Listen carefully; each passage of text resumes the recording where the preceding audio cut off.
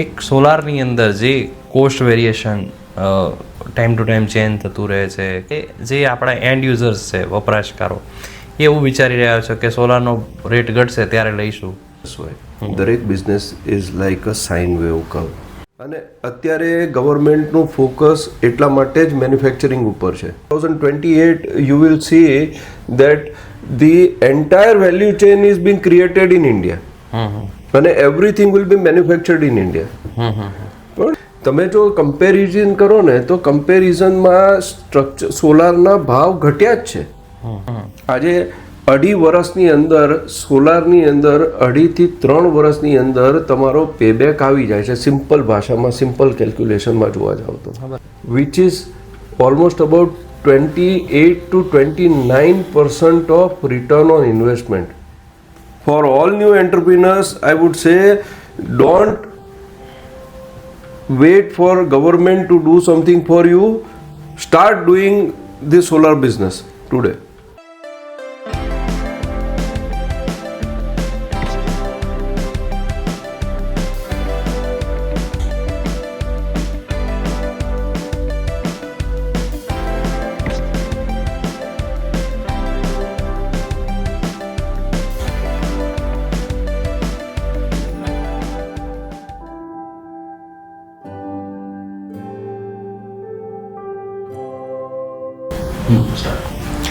એટલે તમે જેમ કીધું એમ સોલારનું ફ્યુચર તો છે ને સોલારથી જ ફ્યુચર સિક્યોર પણ છે કે સામે જે ગેસ બેઝ થર્મલ સ્ટેશન છે કે અથવા થર્મલ કોલ બેઝિસ છે થર્મલ સ્ટેશન, એ આપણે એમાંથી અવોઇડ કરી અને આપણે આરી સેક્ટરમાં થી જ પાવર લઈએ.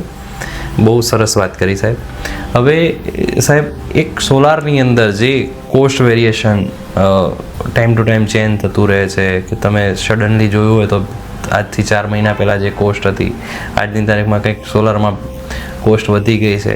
આટલું બધું વેરિએશન્સ આવે છે ત્યારે જે આપણા એન્ડ યુઝર્સ છે, વપરાશકારો, એ એવું વિચારી રહ્યા છે કે સોલારનો રેટ ઘટશે ત્યારે લઈશું અને સોલારનો રેટ હાઈ થાય છે ત્યારે એનું હકીકતની અંદર જે માર્કેટની અંદર છે એ વેચાણ છે ઘટી જાય છે. તો આનું શું રીઝન છે એક તો, અને આટલું બધું વેરિએશન્સ આવવાનું કારણ શું થાય છે? Okay, good question to answer, પણ હું આને કંઈક જુદી રીતે જોઉં છું. સી, ઇટ ઇઝ કોઈ પણ બિઝનેસ હોય, દરેક business is like a sine wave curve. જ્યાં there are ups and there are downs in the business. No business can be a stable business like a straight line. It is always ups and downs, ups and downs, ups and downs. It is more or less driven by the, like metal industry is driven by LME, that is London Metal Exchange. Similarly, you know, the solar industry is driven by international various manufacturing companies and various factors. We import a lot. અને અત્યારે ગવર્મેન્ટનું focus એટલા માટે જ manufacturing ઉપર છે.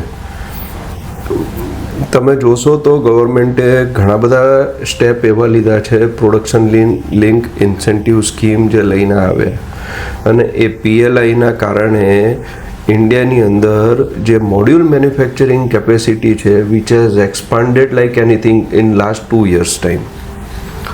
Similarly, in solar cell manufacturing, we are seeing a huge growth in manufacturing sector, in solar cell manufacturing. Similarly, wafer manufacturing and ingot manufacturing, reverse integration also, lot of companies have taken target, and by 2028 you will see that the entire value chain is being created in India and everything will be manufactured in India. But these all cost factors don't really hamper the project.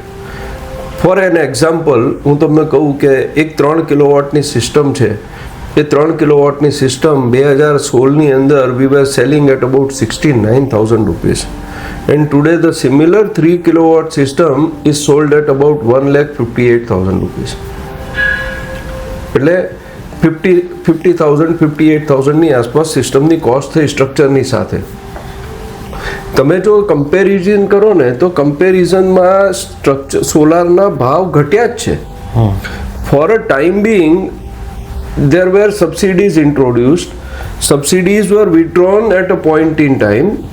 There were new subsidy introduced and for a period of time. And then again the project were self-sustained. એટલે કહેવાનો મતલબ છે કે તમે તમારી product, આજે હું તમને એક વસ્તુ કહું કે આ જે સોલર રૂફટોપ સિસ્ટમ છે તો solar rooftop system has it's on merit.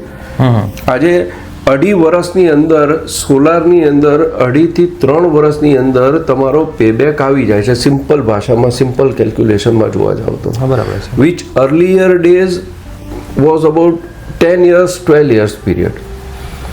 આજે 2.5 થી 3 વર્ષની અંદર પેબેક આવી જાય છે. નાઉ suppose if you are installing a 3 kilowatt system, 1 kilowatt will generate about 4 units a day. Now that 4 units a day, અને આજે 10 રૂપિયા યુનિટનો રેટ છે, તો 4 unit a day into 1 kilowatt system is about 50,000 rupees. 4 unit is about 40 rupees a day. 365 into 40, 1460, it's about 14,000, 15,000 rupees a year. 14,600 rupees precisely. 14,600 રૂપિયા વર્ષની બચત હોય અને 50,000 રૂપિયાનું ઇન્વેસ્ટમેન્ટ હોય તો investment is less than 3 years, 3.2 years or 3.3 years, which is almost about 28 to 29% of return on investment. Okay. આજે મને એક વસ્તુ કહો કે તમે ફિક્સ ડિપોઝિટમાં પૈસા મૂકો તો ફિક્સ ડિપોઝિટમાં 5 થી 7% રિટર્ન છૂટે. કદાચ સિનિયર સિટીઝન હો તો વધારેમાં વધારે 8%. With high risk, if you go for mutual fund with high risk, your returns would be about 18%, 16 to 18%. With if you invest in gold, in past 10 years the trend is it is growing at an average rate of about 12%, 10 to 12%. 10 વર્ષ પહેલાં એ 30,000 રૂપિયા હતું ને આજે 70,000 રૂપિયા થયું છે. If you consider the average it's about 10% growth.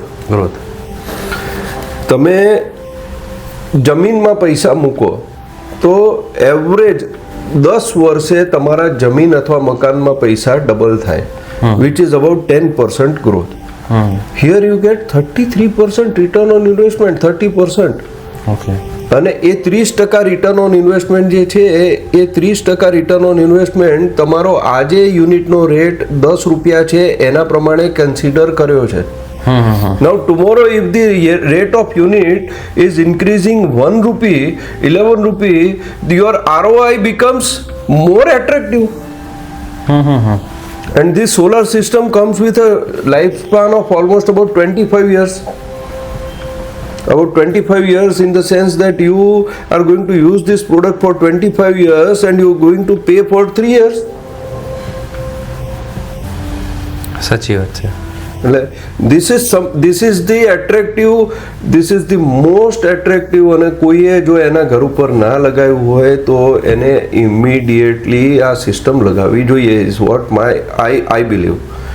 And as far as prices are concerned, સરકારની સબસિડી જો હટી પણ જાય ને તો પણ systems are going to be viable because now there is a acceptability into market. હા, બરાબર છે. એટલે પ્રાઇઝિંગ જે છે ને એ pricing is more or less a philosophy. It's not going to hamper the business at all in solar energy. For all new entrepreneurs I would say don't wait for government to do something for you. Start doing the solar business today. Okay. So thank you very much. I am very sure that I have tried to contribute to my level. મારાથી જે કંઈ પણ શક્ય હતું એ કહેવાનો પ્રયત્ન કર્યો છે, આપવાનો પ્રયત્ન કર્યો છે. There's lot more, પણ due to the time constraint we could share as much possible. Thank you very much, Nilesh bhai, for giving me an opportunity and inviting me for this podcast. ખૂબ ખૂબ આભાર સાહેબ, તમે તમારો કિંમતી સમય ફાળવી અને અમારા સ્ટુડિયોમાં આવ્યા અને અમારી જે મનમાં ઉત્સાહ હતો કે અથવા એક લાલસા હતી તમારી પાસેથી કંઈ જાણવા માટેની, એ તમે બધા જ પ્રશ્નો અમારા મનનું જે નિરાકરણ કરી લીધું છે. તો ખૂબ ખૂબ આભાર સાહેબ.